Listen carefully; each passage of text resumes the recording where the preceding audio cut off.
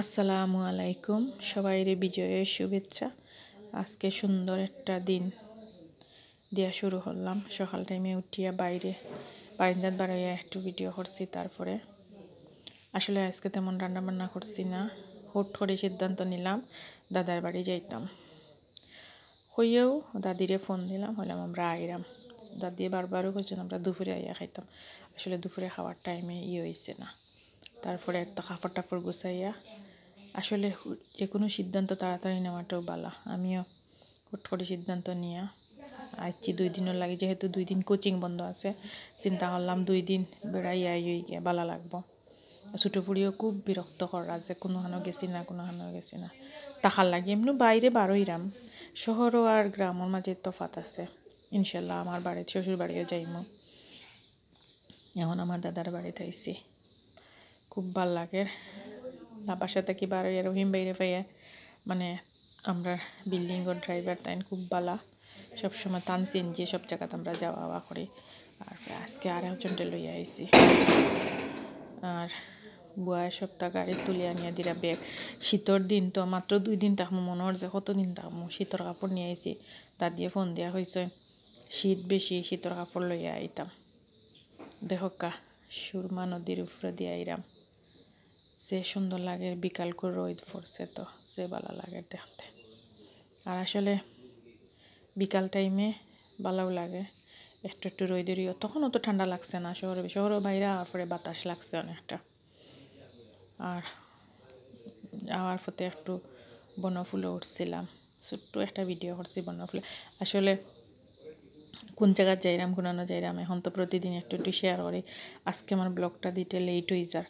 এক জায়গাতে আইলে আসলে লেট হয়ে যায়। আমি আমার দাদার বাড়িতে বইয়া আপনারা বয়েস দিলাম, হয়তো ভুল ত্রুটি হইলে আপনারা মাফ করবা। আর আমি আসলে গফ করতাম দাদির লগে, দাদার লগে, চাচার লগে বইয়া। আর তো লুডো খেললাম, বাক্কার সময় লুডো খেলা হয়েছে, ভালো লাগছে। দেখো কানা যে সুন্দর লাগে দেখতে।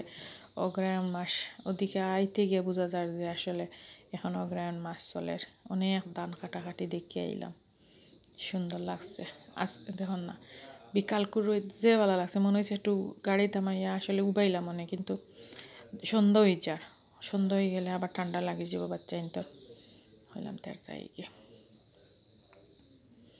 গ্রামর বাজার ফুফুতারার দেখলে ভালো লাগবো। নাসরিন ফুফু, নার্গিস ফুফুতারার, সুইটি ফুফুতারার, বিশেষ করে যারা লন্ডন আছেন তারা দেখলে ভালো লাগবো। দেশের বাইরে তোমার বাড়ির যাইরাম গো, যে সুন্দর লাগে। আমি ইচ্ছা করি আরও ওই নাসরিন ফুফিয়ে দেখ বাড়ে তাই হালি সবসময় ফোন দিলে হইবা তুই ভিডিও হলে সব দিক করিস, দেখতে ইচ্ছা করে দেশরে সবরে। আর সব সিলেটের বাইরে ভাই বোন এটা হইল সিলেট গোলাপগঞ্জ এরিয়া, খুবই সুন্দর এরিয়া। আর দেখুন না, বিকাল করে রোদ পড়ছে যে মনে হয় যে আলাদা একটা গ্রান লাগে। বাড়ির বাজার ফাড়াইয়াও আইছি বাড়ির ভিতরে। আমরা দাদার বাড়ি খুব উঁচাত, মানে মাঝখানো উঠার পরে সিঁড়ি উঠার পরে আর একটা টিলা আছে, তারপরে সেকেন্ড সিঁড়ি। খুবই সুন্দর বাড়ি, পুষ্কুনি। আর ইনশাল্লাহ কালকে আসতে বাড়ি ভিডিও করে দেওয়া। এটা আমাদের পুরাতন আমার দাদার বাড়ির ড্রয়িং রুম। দাদি আইয়া দেখি রোজা আসলা, দাদি অনেক কিছু নাস্তার আইটেম করছেন, ভাল লাগছে। অনেক কিছু রান্না বান্না করছেন। তারপরে একসাথে দাদি হালকা ইফতার করছেন, পরে সবাই একসাথে বইয়ে আমরা নাস্তা খাইলাম। আর এখানে হইলে আমার দাদার সাথে খুব ভালো জমে, আমার হাজব্যান্ডের খুব সুন্দর সময় কাটে আমরা। আমার দুইও ফুড়ি তারা এখানে আওয়ার লাগে অস্থির। আইয়েও তারা বড় মার লগে লুডো খেলরা, সবসময় আমরা এখন লুডো খেলি। তারপরে সবাই একসাথে বইয়া খাওয়া দাওয়া করলাম।